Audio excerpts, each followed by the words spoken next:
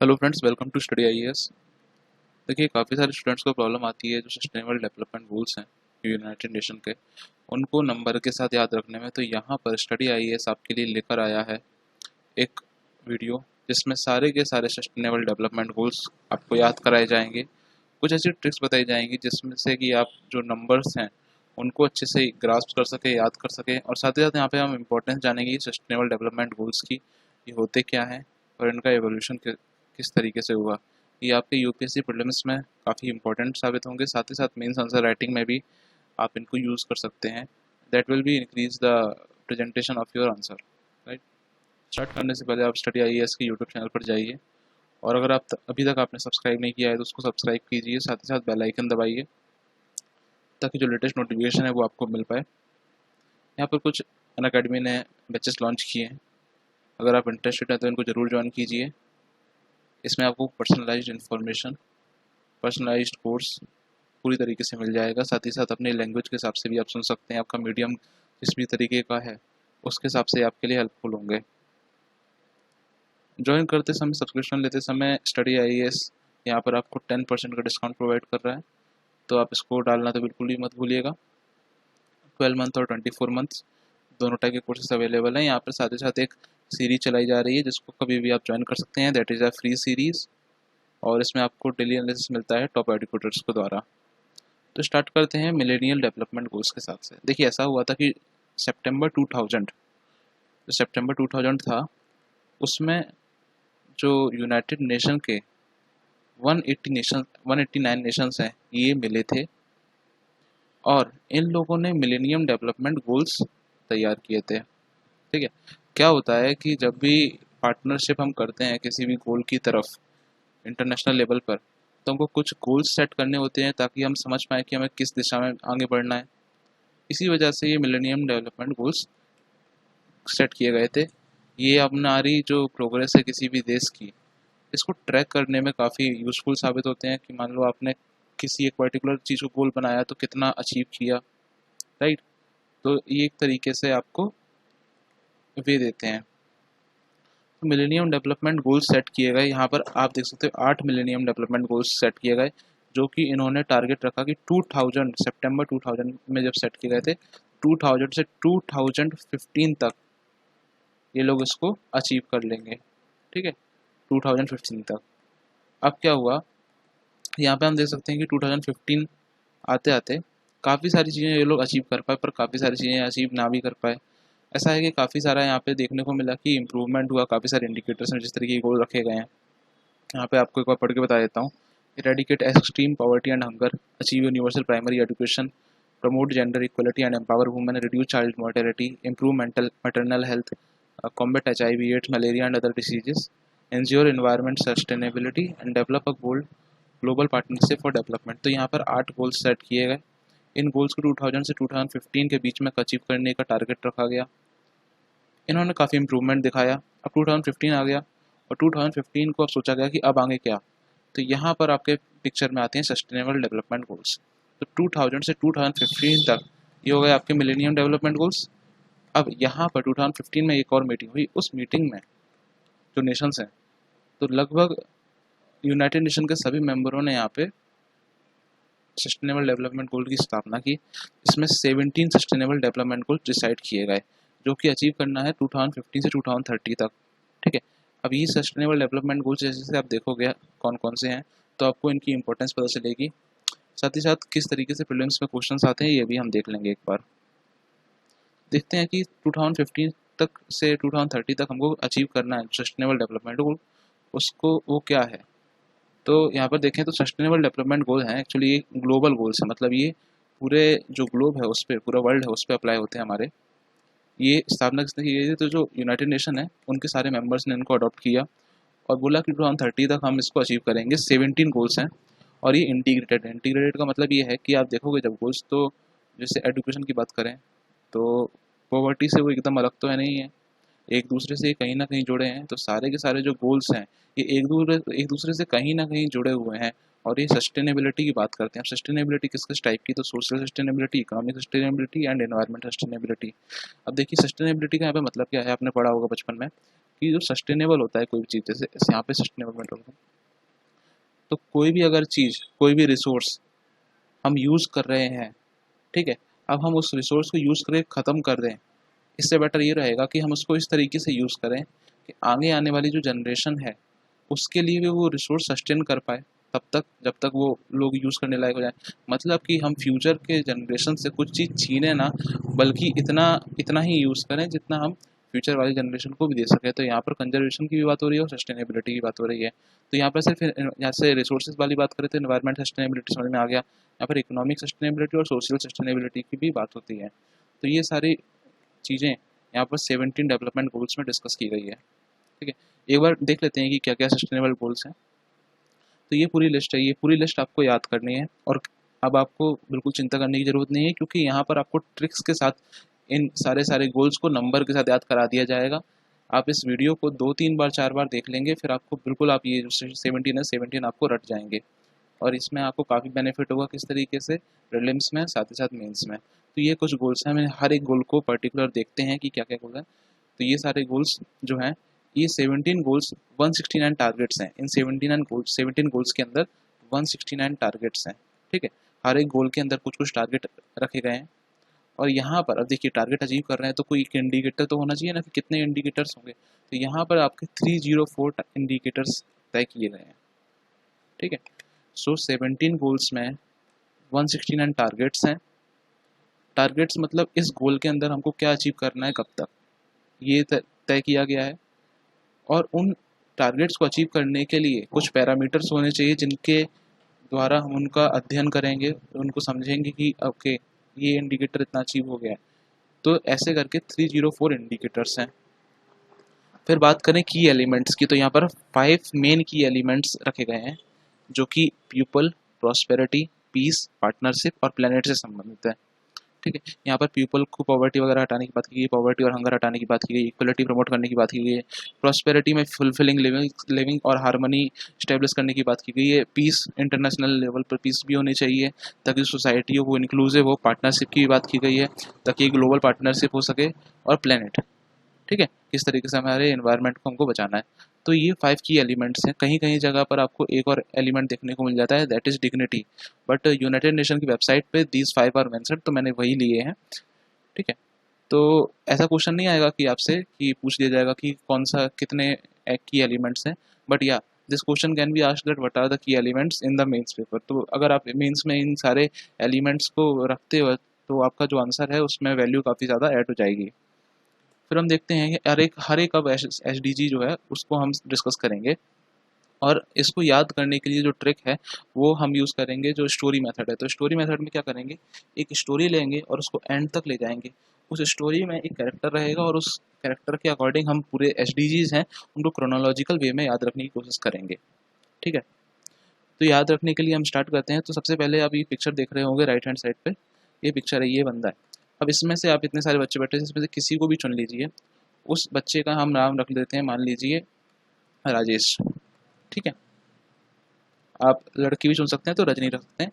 तो मान लीजिए हम राजेश रख के चलते हैं यहाँ पे। तो आप इसको देखिए और इसकी शक्ल को याद कर लीजिए, ये जो राजेश है। अब देखिए अभी आप स्थिति आप देख रहे हो इन बच्चों की, तो आपको सबसे पहले यहाँ पे दिखेगा कि क्या कमी है यहाँ पर। ठीक है, तो यहाँ आप देख सकते हो कि जो पॉवर्टी है, ये लोग जो हैं सारे के सारे गरीब आपको ऑब्वियसली दिख ही रहे होंगे। किसी ने कपड़ा नहीं पहना है, किसी ने जूते नहीं पहने हैं सही से, है ना। यहाँ पर सब लोग थोड़ा भूखे भी लग रहे हैं। तो यहाँ पर आप देख सकते हो कि पॉवर्टी है। अब इस पॉवर्टी से क्या है, ये जो राजेश है ये काफ़ी गरीब खानदान से बिलोंग करता है। तो अब हम ये देखेंगे कि इसकी स्टोरी में ये क्योंकि गरीब खानदान या फिर गरीब जगह से बिलोंग करता है तो इसको अपनी लाइफ में क्या क्या प्रॉब्लम्स देखने को मिलती हैं। ठीक है, देखो अभी क्या है कि जब पेंडेमिक आया है तो पेंडेमिक के दौरान जो पॉवर्टी का रेशियो है ये काफ़ी ज़्यादा बढ़ गया है। तो इसलिए हम देखते हैं कि ये इम्पोर्टेंट भी काफ़ी हो जाता है ये टॉपिक इंडिया के पर्सपेक्टिव से। और अगर हम पॉवर्टी इन इंडिया की बात करें तो एक कमिटी आती है, that is Tendulkar committee. Tendulkar committee हमको बताती है कि पॉवर्टी किस की लाइन बताती है कि इस लाइन के बाद जो नीचे होगा उसको हम मानेंगे कि ये बिलो पॉवर्टी लाइन में है और बाकी का अवर पॉवर्टी लाइन में है। तो यहाँ पर वो बात भी आप याद रखिएगा कि तेंदुलकर कमेटी है जो पॉवर्टी से डील करती है यहाँ पर इंडिया में। ठीक है, अब देखिए वो जो राजेश था बच्चा, अब वो गरीब होने के कारण उसको ठीक से खाना नहीं मिल पाता था। तो क्या हुआ कि वो भूखा रहने लगा। तो यहाँ पे पहला हमने क्या, सबसे पहले तो हमको गरीबी हटाना है। गरीबी हटाने से क्या होगा, सबसे पहले जो बेसिक नेसेसिटी होती है वो होती है फूड। किसी भी इंसान की सबसे पहली नेसेसिटी होती है फूड, तभी तो वो सर्वाइव कर पाएगा, फूड एंड वाटर। तो यहाँ पर आप देखो कि किस तरीके से जो राजस है उसको खाने की ज़रूरत है। तो जो सेकंड गोल होगा वो क्या हो जाएगा, अपने आप जो हो जाएगा वो हो जाएगा फूड। पहला हमने देखा पॉवर्टी। अब पॉवर्टी के बाद उसको नीड क्या है, सबसे पहले पॉवर्टी की वजह से उसको सबसे ज़्यादा दिक्कत किस में आ रही है, फूड में। ठीक है, तो फूड सेकंड प्रॉब्लम रहेगी। सेकंड एसडीजी सेकंड रहेगा वो जो जीरो हंगर रहेगा, कि हमको फूड सबको प्रोवाइड करना है। तो जो हंगर है ये सब में पूरे जो ग्लोबलाइज्ड वर्ल्ड है आज, उसमें कम हो जाए, कम से कम हंगर हमको देखने को मिले। अब देखिए मान लीजिए जो राजेश था, इस राजेश को क्योंकि ये भूखा रहता था तो सही से खाना नहीं मिल पा रहा था। तो सबसे ज़्यादा बड़ा हेल्थ इशू क्या होगा इसको, तो आप देख सकते हो कि सबसे पहले क्या चीज़ इशू होंगे, तो इसको हेल्थ इशू होना स्टार्ट हो जाएंगे। तो हमको तीसरी चीज़ क्या करनी है, दैट इज़ हेल्थ। तो जो राजेश है अब उसको हेल्थ इश्यूज होने लगे। तो हेल्थ इश्यूज के लिए वो डॉक्टर के पास गया। तो यहाँ पर अगर आप डॉक्टर प्रोवाइड करोगे तो कम से कम वो सही तो हो जाएगा ना। तो एच डी जी वन क्या था, पॉवर्टी। ठीक है, पॉवर्टी की वजह से क्या हुआ, यहाँ पर आपको हंगर देखने को मिली। अब हंगर की वजह से क्या हुआ, हेल्थ इश्यूज हुए। तो सबसे पहले क्या, पॉवर्टी हटाओ। उसके बाद क्या है, सही तरीके का खाना, न्यूट्रिशन प्रोवाइड करो। ठीक है, हंगर कम करो, फूड सिक्योरिटी प्रोवाइड करो। थर्ड क्या हो गया, हेल्थ। क्योंकि ये भूखा था, सिर्फ भूखा नहीं और भी चीज़ें होती हैं, बट हाँ क्यों, अगर ये भूखा भी था वापस, अगर इसको किसी तरीके की बीमारी हो गई तो अगर डॉक्टर होगा तो इसको सही कर सकेगा। थर्ड ऑटोमेटिकली आ जाता है यहाँ पर आपका हेल्थ। तो health is an very important topic. And कोविड-19 के टाइम पे तो आप देख ही रहे हो कि किस तरीके से हेल्थ क्राइसिस पूरे वर्ल्ड में, ग्लोबलाइज्ड वर्ल्ड में देखने को मिली है। तो अभी हमको किस तरीके से चेंजेस करने हैं ये हमको आगे रखना पड़ेगा। साथ ही साथ इंडिया के लेवल पर हमने क्या क्या स्टेप्स लिए कोविड-19 को, ये भी आपके एग्जाम पर्सपेक्टिव से इंपॉर्टेंट है, तो आप इनको भी नोट कर लीजिएगा। फिर जैसे मान लीजिए हमने इसको हेल्थ प्रोवाइड कर दी इस राजेश को। तो अब राजेश देखिए आपको खुश दिख रहा है। अब इस राजेश ने क्या कहा कि अब मुझे अपने, अब ये बहुत दुखी हो गया था क्योंकि ये गरीब भी था, साथ ही साथ उसको फूड भी नहीं मिल पा रहा था। तो इसने कहा कि मुझे बड़ा आदमी बनना है। नॉर्मल से कोई भी इंसान कहेगा। तो बड़ा आदमी बनने के लिए क्या उसको चाहिए होगा, सबसे पहले एजुकेशन, राइट। तो यहाँ पर आपका एच डी जी फोर है वो आ जाता है एजुकेशन। अब सिर्फ एजुकेशन ऐसा ना हो कि वो सिर्फ अपना नाम लिख के आ जाए अपने स्कूल में और अपने अटेंडेंस लगा के आ गया और उसने कुछ एजुकेशन रियलिटी में प्राप्त नहीं की। That will be bad. So we need a quality education. ठीक है, अभी तो आपने सुना भी होगा नेशनल एजुकेशन पॉलिसी आई है। यहाँ पर मैंने एक वीडियो भी बनाई है नेशनल एजुकेशन पॉलिसी 2020 के ऊपर, आप वो भी देख सकते हैं। उसमें मैंने सारे पॉइंट्स को कवर किया है। तो किस तरीके से एजुकेशन इंपॉर्टेंट हो जाती है यहाँ पर, ये भी हमारे लिए समझने की बात है। तो जो राजेश है उसको क्वालिटी एजुकेशन मिल गई। ठीक है, मतलब कि जो एजुकेशन थी उसको इसका एक स्कूल में एडमिशन हो गया और ये बहुत खुश रहने लगा। देखिए ये आपको दिख रहा है खुश, तो ये खुश रहने लगा। तो यहाँ पर फिर से अगर हम रिवाइज करें तो पहला क्या था, पॉवर्टी। सेकंड क्या था, सेकंड था आपका जीरो हंगर। थर्ड क्या था, थर्ड था आपका हेल्थ। हेल्थ इशू आने लगे, फिर बाद में उसने सोचा कि उसको अच्छा करना है, तो फिर फोर्थ हो गया हमारा क्वालिटी एजुकेशन। ठीक है, अब देखिए अब ये अपने स्कूल में बैठा है, राजेश जो है अपने स्कूल में बैठा है। तो उस स्कूल में बैठे समय उसने एक चीज़ नोटिस की। क्या, कि यहाँ पर आप देख सकते हो ये स्कूल है राजेश का, ये स्कूल है, ये पीछे वाला ये जो रहा ये रहा राजेश। तो ये चुपके से सबको देख रहा है और उसने ये चीज़ देखी कि यहाँ पर गर्ल्स 1 और 2 और 3 ही हैं। मतलब यहाँ पर जो गर्ल का रेशियो है ये काफ़ी कम है, बाकी लड़के तो बहुत सारे हैं यहाँ पर। तो इसका मतलब क्या, उसने देखा कि जो लड़कियां हैं उस पर्टिकुलर क्लास में ये कम थी। तो यहाँ पर हमको देखने को मिलता है कि जेंडर इक्वलिटी का इशू है। ठीक है, तो जब राजेश था उसने देखा कि यहाँ पे जेंडर इक्वलिटी, अगर हम रियलिटी में भी देखें तो gender equality is a very serious topic that have to be catered by the government of each country. तो आप देख सकते हैं कि पूरे वर्ल्ड में ही आप देखें तो जो वुमेंस का रेशियो है ये मेंस के रिस्पेक्ट में कम देखने को मिलता है। कुछ कुछ अगर कंट्रीज़ की बात करें तो वो एक्सेप्शन है, बट या दैट इज़ द प्रॉब्लम। इसके साथ ही साथ जो रेशियो के साथ साथ हम गर्ल्स को उतना अपॉर्चुनिटी नहीं दे पाते हैं। ठीक है, अपॉर्चुनिटी क्यों नहीं दे पाते हैं, तो उसने ये सोचा, तो वो ऐसे ही अपने स्कूल में घूमने लगा। तो फिर एक दिन क्या हुआ कि वो जा रहा था और उसको सैनिटेशन मतलब कि उसको वॉशरूम जाना था, तो वो इस तरीके से देखता है। तो वॉशरूम जाने के लिए उसको क्या लगता है कि यहाँ पर एक ही टॉयलेट है, ऊपर से गर्ल्स एंड बॉयज़ उसमें साथ में मतलब एक ही में जाना पड़ रहा है, और उसकी भी स्थिति आप देखोगे कि बहुत बुरी है। ठीक है, तो यहाँ से आप देख रहे हो कि सैनिटेशन कितना इंपॉर्टेंट हो जाता है, वाटर कितना इंपॉर्टेंट हो जाता है, क्योंकि वाटर और सैनिटेशन आपस में काफ़ी ज़्यादा अलाइंड है। क्लीन वाटर की रिक्वायरमेंट है यहाँ पर, सैनिटेशन की रिक्वायरमेंट है। तो आप देखोगे कि इस तरह इसीलिए जो स्वच्छ भारत मिशन है ये भी लॉन्च किया गया ना। तो clean water and sanitation is the need here. तो यहाँ पे देख सकते हो कि SDG 5 से किस तरीके से SDG 6 पे हमने जंप किया। बेसिकली जो राजेश था उसने जेंडर इक्वलिटी देखा, फिर जेंडर इक्वलिटी में अगर हम और डीप में जाएं, ये सिर्फ एक स्टोरी लेके चल रहा हूँ, काफ़ी सारी स्टोरी बना सकते हैं आप, बट मेमोरी के लिए मैं ये स्टोरी लेके चल रहा हूँ। तो राजेश ने क्या किया, राजेश ने देखा कि लड़कियां कम होने की वजह क्या है, तो उसने अपने स्कूल में देखा तो टॉयलेट जो थी ये एक ही थी। ठीक है, तो काफ़ी सारी जो महिलाएं जो गर्ल्स हैं ये इस टॉयलेट के इशू की वजह से नहीं आ पाती हैं, है ना। और काफ़ी अलग अलग इशूज़ भी होते हैं, जैसे पैट्रियार्की हो गया, या फिर पैट्रियार्कल माइंडसेट से लेकर जो सोशल इशूज़ हैं, सोशल इविल्स हैं, ठीक है, सिक्योरिटी थ्रेट, ये सारी चीज़ों की वजह से गर्ल्स नहीं जा पानी। तो 5 से हमने डायरेक्टली 6 को लिंक कर दिया, और 6 से आप समझ सकते हो कि वो यहाँ पर क्लीन वाटर और सैनिटेशन की कितनी हाई इंपॉर्टेंस है। ठीक है, फिर उसने देखा कि ठीक है कोई बात नहीं। अब क्या हुआ, अगले दिन वो गया, तो अगले दिन वो जब गया तो उसने देखा कि अरे लाइट ही चली गई। उसका तो दिमाग खराब हो गया, उसने तो सोचा था कि मैं आज पूरा पढ़ लूँगा, सब कुछ खत्म कर दूंगा और आगे जाके यूपीएससी भी क्लियर कर लूँगा, पर लाइट ही चली गई, तो उसका सपना जो था वो चूर-चूर हो गया। तो यहाँ पर उसने देखा कि जो एनर्जी है यहाँ पर, एनर्जी की इम्पोर्टेंस आ रही है, क्योंकि जो लाइट है यहाँ पर अफोर्डेबल नहीं है। कुछ-कुछ जगह पर, कुछ-कुछ जगह पर जहाँ पर अफोर्डेबल है वहाँ पर उतनी ज़्यादा कनेक्टिविटी नहीं है। तो आप देख सकते हो कि किस तरीके से हमने SDG 6 से SDG 7 पे जंप किया, और अफोर्डेबल एंड क्लीन एनर्जी यहाँ पर इम्पोर्टेंट रह गई। तो किस तरीके से क्लीन एनर्जी होनी चाहिए, ऐसी एनर्जी प्रोड्यूस करो, सिर्फ बिजली सिर्फ इलेक्ट्रिसिटी के लिए नहीं, काफ़ी अलग अलग जगह पर एनर्जी ज़रूरत होती है। जैसे कि किसी इंडस्ट्री को ले लें, बट वो हर एक जगह पर अफोर्डेबल, मतलब जो गरीब स्टूडेंट्स जैसे कि ये लोग भी अफोर्डेबल एनर्जी ले पाएँ। साथ ही साथ अब ऐसा ना हो कि एनर्जी क्रिएट करने के चक्कर में जो एनवायरनमेंट है उसको बहुत प्रॉब्लम आ जाए। तो हमको इको फ्रेंडली वे में एनर्जी प्रोड्यूस करनी है। तो क्योंकि हम अब इन स्टूडेंट्स को क्या करना है, अब इन स्टूडेंट्स को इलेक्ट्रिसिटी प्रोवाइड करनी है, तो एक अफोर्डेबल एंड क्लीन एनर्जी हमको चाहिए। तो 7 नंबर पे आ जाता है आपका क्लीन एनर्जी। ठीक है, तो स्टोरी में अगर आप लोग साथ हो तो अभी इस वीडियो को लाइक कर दीजिए अगर आपको समझ में आ रहा हो। फिर हम स्टार्ट करते हैं। देखिए, फिर से एक बार रिकैप ले लेते हैं कि किस तरीके से हमने SDG 1 से 7 तक आए, क्योंकि इसके बाद एक छोटा सा चेंज आने वाला है। देखिए, SDG 1 में क्या था, जो राजेश था काफ़ी गरीब था। फिर क्या हुआ, SDG 2 में सबसे बड़ी प्रॉब्लम आई उसको हंगर की। ठीक है, हंगर के बाद प्रॉब्लम, हंगर की वजह से डिसीज होने लगे उसको, और प्रॉब्लम आई हेल्थ की। तो हेल्थ SDG 3 हो गया हेल्थ। SDG 4 उसने सोचा कि अब हम कुछ करेंगे, तो यहाँ पे फोर्थ जो हो गया क्वालिटी एजुकेशन आ गया। फिफ्थ में जाके उसने देखा कि जेंडर इक्वलिटी की कमी है, तो फिफ्थ आ गया जेंडर इक्वलिटी। सिक्स्थ जो था, सिक्स्थ में उसने देखा कि सैनिटेशन प्रॉब्लम है, और सेवन्थ में अफोर्डेबल एंड क्लीन एनर्जी।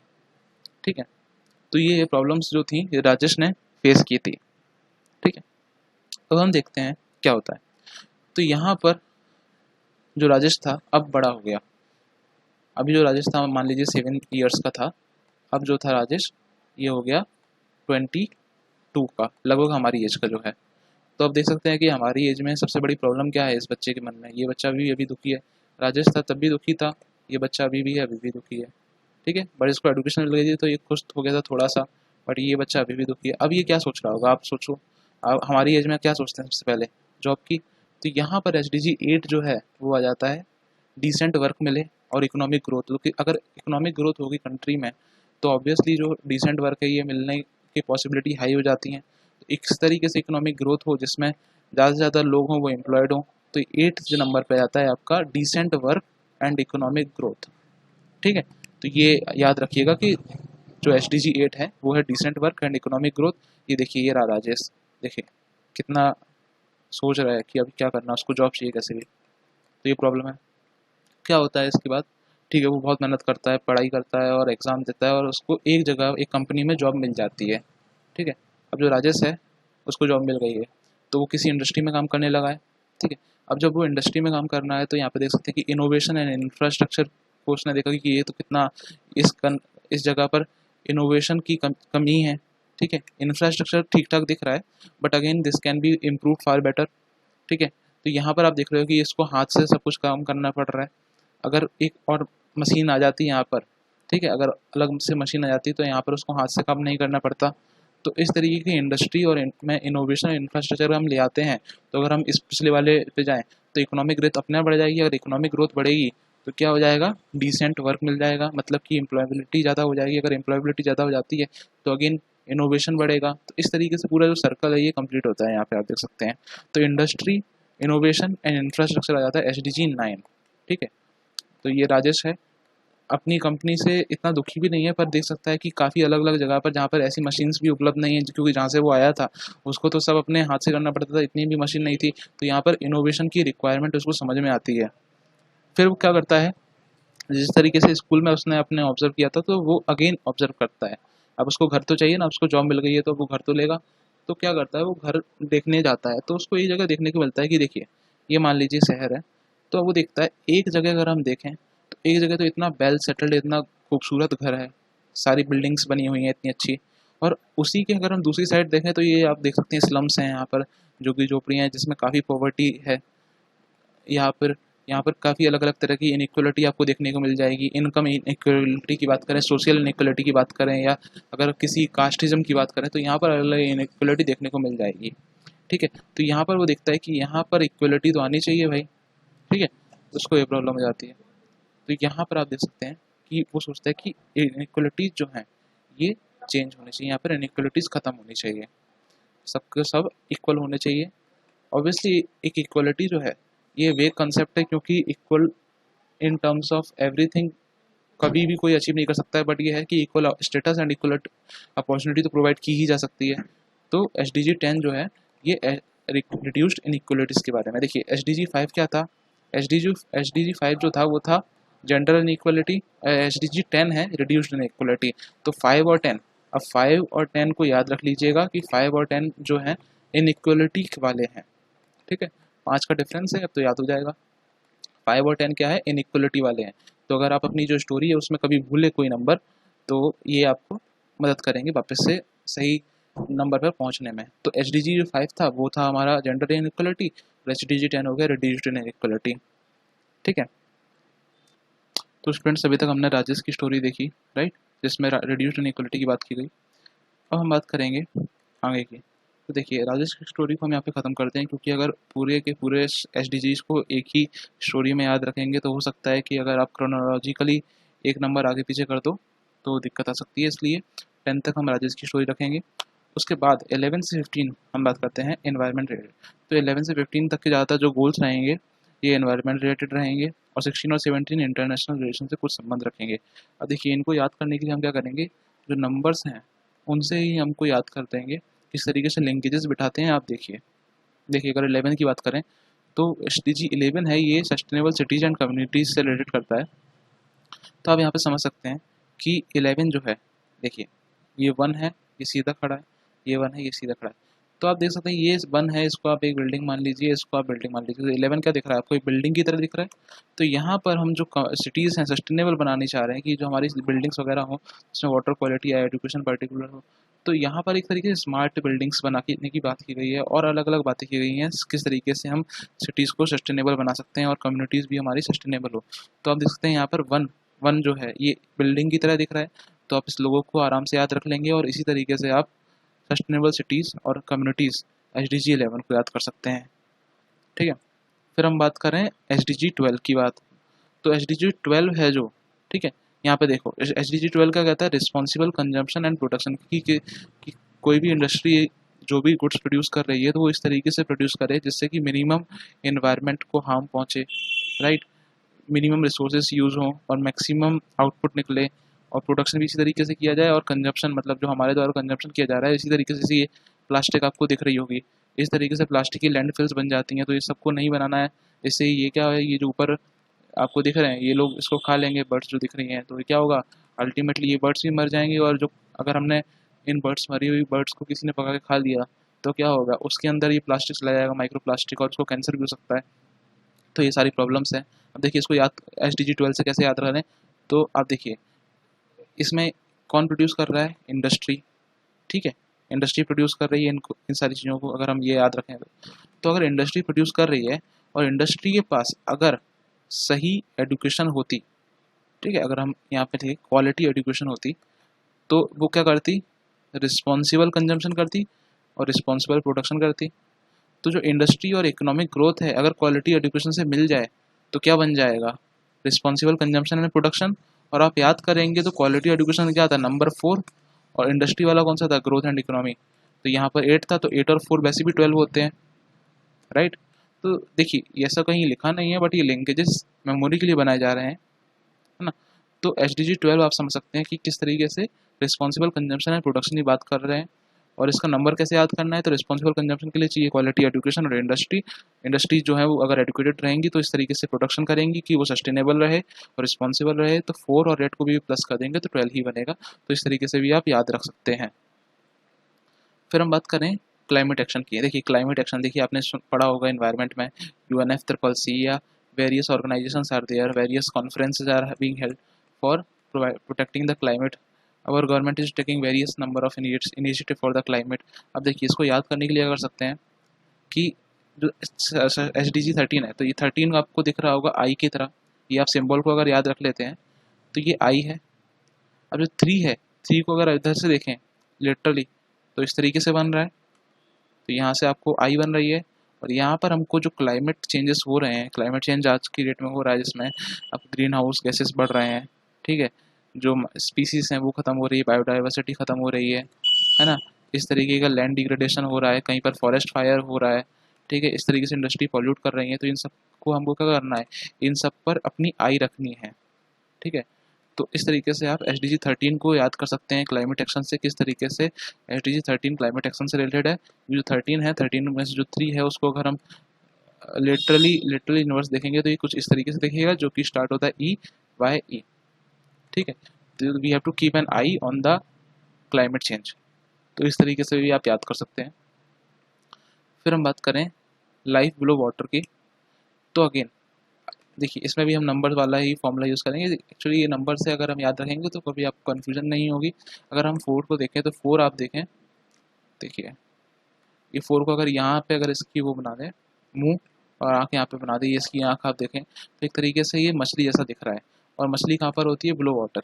तो यहाँ पर देखिए ये कछुआ भी फंसा हुआ आप दिख रहा है कि किस तरीके से वायर्स जो किसी ने समुद्र में डाल दी थी, तो उस में ये कछुआ फंस गया इस तरीके से।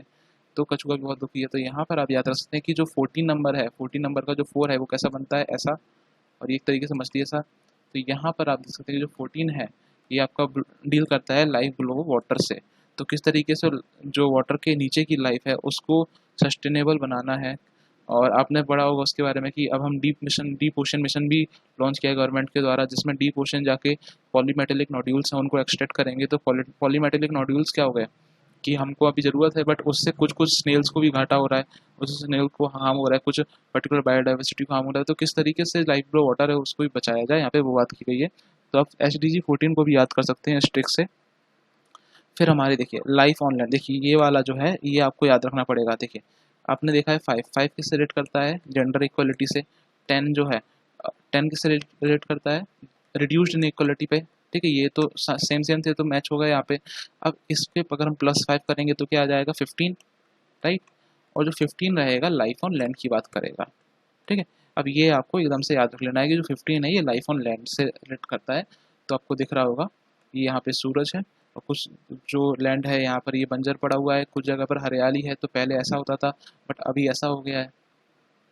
तो ये आपको याद रखना है, क्योंकि वैसे भी जो हमारा 11 से 15 एनवायरनमेंट रिलेटेड थे, वैसे तो ये इंटीग्रेटेड है, पर फिर भी अगर हम बात करें तो 11 और 15, 11 से 15 पर्टिकुलरली एनवायरनमेंट की बात करते हैं, जिसमें से जो लास्ट पॉइंट है ये 15 है और वो लाइफ ऑन लैंड की बात करता है। तो मैंने यहाँ पर आपको 2-3 लिंकेजेस बता दिए कि किस तरीके से आप 15 को याद रख सकते हैं। फिर जो लास्ट है ये हमारा इंटरनेशनल रिलेशन से बात कर रहा है। तो यहाँ पे देखिए ये नॉर्थ कोरिया के सुप्रीम लीडर हो गए और ये हो गए चाइना के।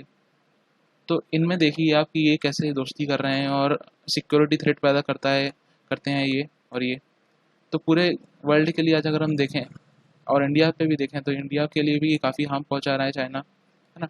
तो अगर ऐसी स्थिति रहेगी तो कुछ हो ही नहीं पाएगा, किस तरीके से जस्टिस काम करेगी, इंस्टीट्यूशन ही नहीं बन पाएंगे, ठीक है। एशियन डेवलपमेंट बैंक हो गया या AIIB हो गया। तो पीस की ज़रूरत है, पीस इस्टेब्लिश करने की ज़रूरत है यहाँ पर।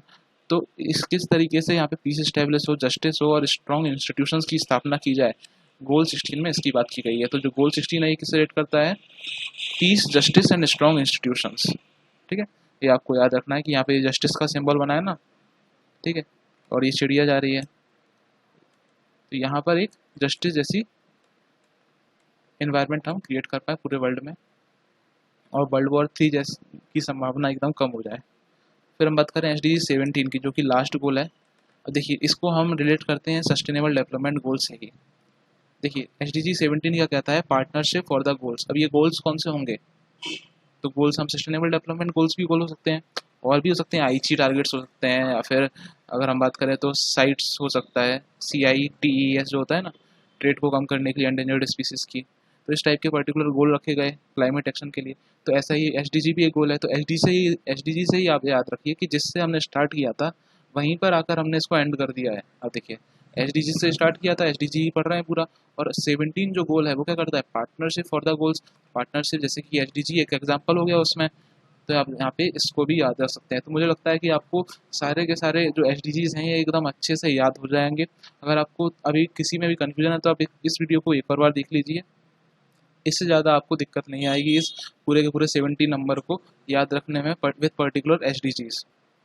ठीक है, तो अगर आपको वीडियो अच्छी लगी हो तो उसको लाइक कीजिए अगर आपने बीच में नहीं किया था तो, और कमेंट कीजिए कि आपको ये तरीका जो है, ये जिस वे से मैंने ट्रिक्स पढ़ाई हैं, तो ये आपको कैसी लगी। और अगर आपको ऐसी वीडियोज और चाहिए हैं अलग अलग टॉपिक से रिलेटेड, तो आप मेरे को कमेंट सेक्शन में बताइए किस किस सेक्शन में हमको आपको ये वीडियोज चाहिए हैं, तो वो वीडियो आपके लिए आ जाएगी। और अगर कोई भी डाउट रह गया है तो आप बताइए, मैं उसको अगली वीडियो में अपने सॉल्व कर दूँगा।